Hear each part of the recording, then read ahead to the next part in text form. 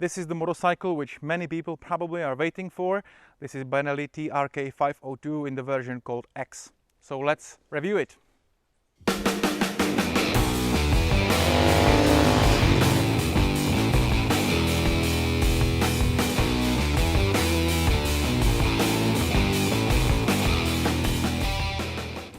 So what we are having here today is one of the first pieces or units.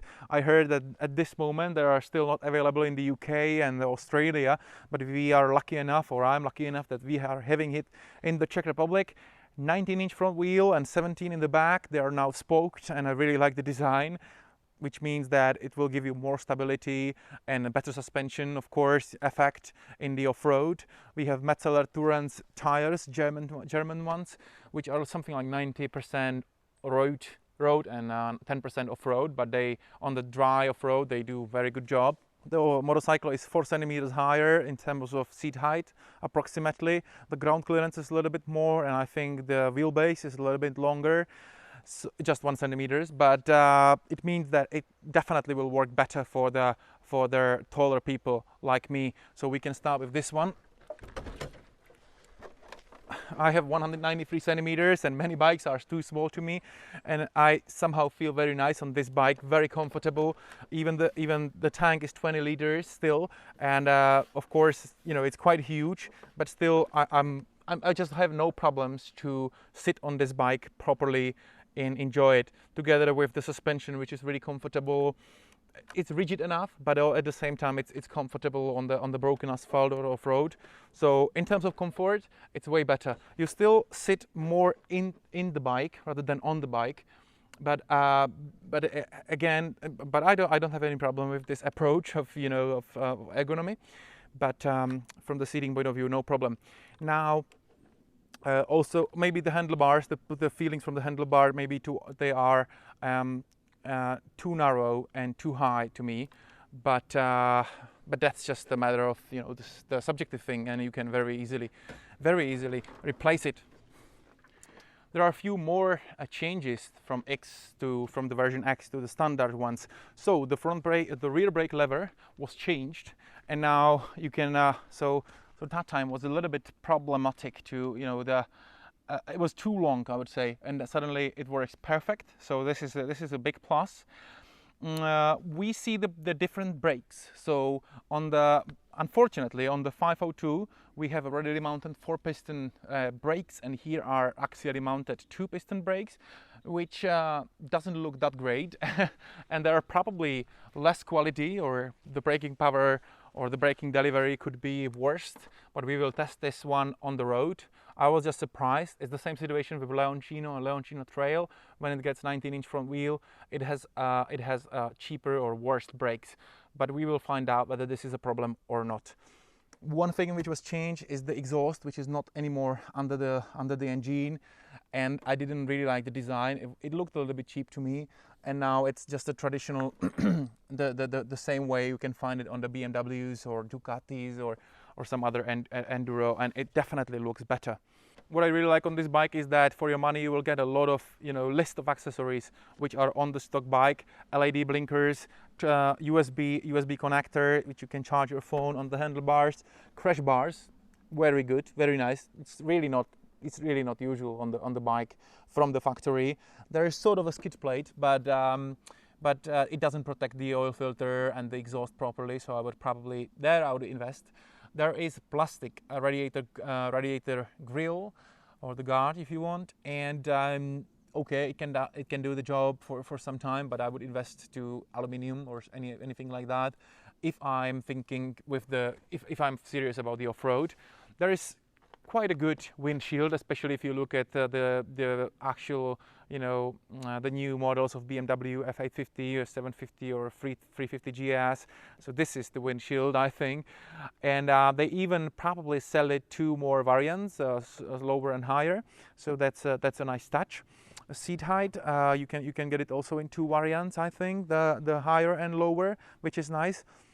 Fair enough, I think. And then you can very cheaply invest when you buy the new bike, at least in the Czech Republic, for about, I think, 600 euros. You can buy this set of free luggage systems, and you are basically ready to go wherever you go, wherever you want. And I think this is really nice.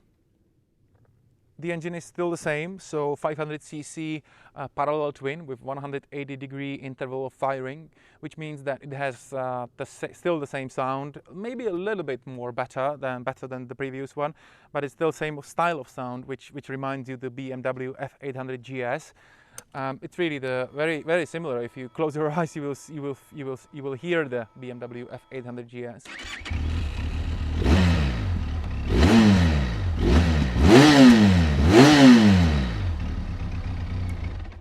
And it's revving quite nice. It still has 35 kilowatts in 8.5 thousand RPM and about 45 newton meters of torque in 5,000 RPM. Now this is almost square engine, a little bit over squared, but just a little bit, and it means that really it should have the majority of the torque in the middle of the RPM range, which is 5,000 or 4.5 thousand RPM, and that's nice. It's also very fluent and very calm when you want to ride and slow. Sorry, when you go, it can do like on the 6th gear, like 40 kilometers per hour or less even. So very good for beginners, totally. And just you don't need to think too much about riding and what sort of gear you have there if you just want to cruise. It has a very strong middle of the RPM range, but then it loses, you know, when you want to rev it till the 9.5 thousand, which is the maximum. It doesn't really make much sense. There is one very important thing: this bike still weighs 236 kilos net weight or wet weight, but it feels lighter than 502. Honestly, no doubt. I don't know why, because just the wheels are different and the center of gravity is a little bit more higher. But especially in the manipulation of the just here or in the slow speeds, or you just in the cornering, it's way lighter. So let's go for a ride, I think. So now we are going to test the TRK 502X in the Czech Republic, in the nature of Czech Republic, the countryside. First of all, the comfort, and I have to say that the motorcycle is taller and higher, bigger, better for the taller, you know, people like me. So I have 193 centimeters. I have no problems at all sitting on the bike. The ergonomy of the legs, great. The brake, the rear brake lever was fixed, so you can very easily use the brake. That's nice. Maybe the handlebar could be a little bit, they are maybe too tall, too high, and too narrow, but that's just very subjective thing, which you can very easily set or fix and set it up on your requirements. Maybe the windshield, it doesn't work that good for taller people, 193 centimeters. Today is a little bit windy and you can hear it in the helmet, probably the wind noise. And so sorry for that. And I heard that Benelli will be selling 2 more variants, higher and smaller. So again, probably easy to fix. You are probably mostly interested in the engine and the power performance. So, you know, the previous generation had a problem with the ratio of the power to weight, which has 35 kilowatts and 236 kilos, and it really felt lazy and lazier than the competition of Honda CB500X, for example. And here is the same thing. I can show you the acceleration from 100 kilometers per hour. It's just not a discipline for this bike. Oh, you see the display is a little bit slow, but you just wait till the 2nd gear revs. I mean, it's not bad at all. It's way faster than, for example, BMW G310 GS, and it's definitely a great bike for cruising, for normal, you know, normal riding. But if you want to have the fastest bike in the A2 license category, 35 kilowatts, this is not the one. On the other hand, the engine is really friendly and really easy to use for beginners and anyone who just want to cruise, because it allows you to ride on, it's just any gear you choose, it doesn't matter. The power delivery, it's very smooth. You can ride on 6th gear.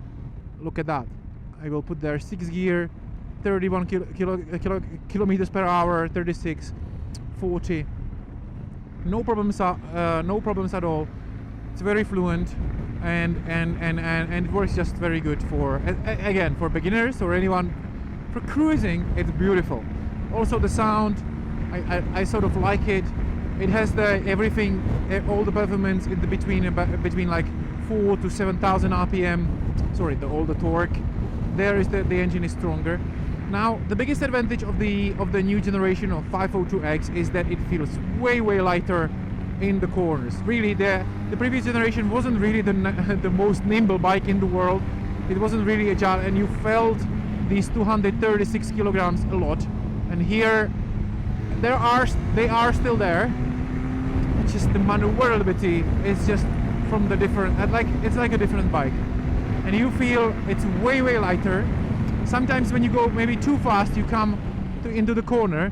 Then you will feel them. You know, you will feel you have a problems, and you have still 236 kilos, the same as the previous generation of BMW 1200 GS. It's still there, but and then you fill it with the acceleration up the hill. But it's a big improvement in comparison to previous generation. So this is a nice thing. Brakes, there are just 2 piston in comparison to 4 piston radially mounted on 502. But I have to say that I don't have a direct comparison. But I have to say that like ABS brakes, it works best. It works very good. I have 193 kilos. I have 3 luggages on this bike I'm now testing. I don't need more braking power. Maybe the sensitivity, maybe on the Honda CB500X is a little bit better in terms of sensitivity and braking power delivery. But altogether, no problems at all. So no complaints. Nice job. Suspension, great thing, really. Honestly, it works great both on off-road and on road. You will see it on off-road soon. If you have the broken asphalt,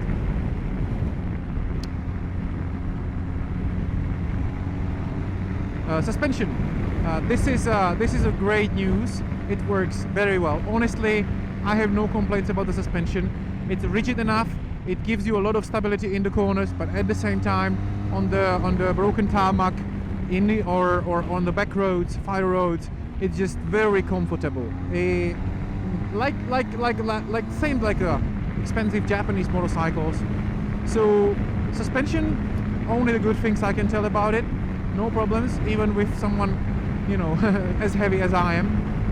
So I have to say the combination of this sound, the suspension, which is really good, the engine, which is fun to ride. It's not the fastest because of the weight, but on the enduro, on the travel enduro, I have 3 luggages, 3 cases, and I just feel adventurous, and I feel I can go wherever I want. So this is a great job, and I feel from this bike a huge improvement from the previous. I'm selling previous, but I mean the 502 normal. The one thing which is still there are vibrations, and from 6.5 thousand or maybe 7,000 you really feel them, mainly from the gas tank and then from the saddle. And yes, some other bikes in the competition doesn't have it, or have it way less, and it's very important to tell you. I think that this bike has right now only 2 weak sides or weak points. One is the power to weight ratio, so the bike is a little bit lazier. The other one is the vibration thing. It's not bad, but if you will be traveling 130 kilometers on the highway, you just will feel it, and it might be not really pleasant. But this bike, on the other hand, has a lot of fun around the world, and I understand why.